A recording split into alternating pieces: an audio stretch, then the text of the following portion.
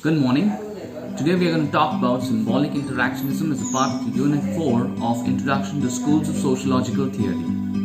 This perspective is a very interesting perspective and it's a very individualistic perspective of understanding society from the perspective of actors. Well, as you see that how do we make sense of the world is a very important question, and whereas when we look at this question you get an answer that it is through the interactions of varied people that we come across during the process of our socialization that we tend to make sense of the world by constructing symbols of different things in the world, in the reality around us. And this is what makes us have a perspective of the world as well as the varied people that we come across as well as the various aspects of society.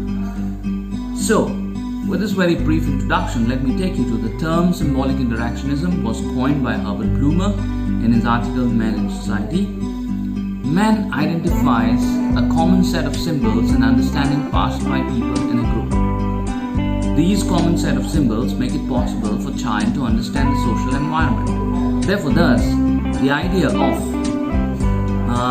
what we say as a tree is a tree because this tree, the sound tree as well as the symbol of the tree were associated with us when as kid, and we learned about the same through our parents or maybe through our teachers or whoever that we came across, and we try to make sense of the world by the language that we learn in our childhood and the symbols associated with it. Going further, the concept of symbolic interactionism is a socio-psychological perspective. The focus is on individual with the self and on the interaction between people's internal thoughts and modeling of behavior. Most of our analysis is based on small-scale interpersonal relationships. Symbolic interactionism also stresses the process by which individuals make discussion and form opinions. So, going further, we in this particular perspectives are going to understand the contributions made by Charles Horton Cooley and George Herbert Mead.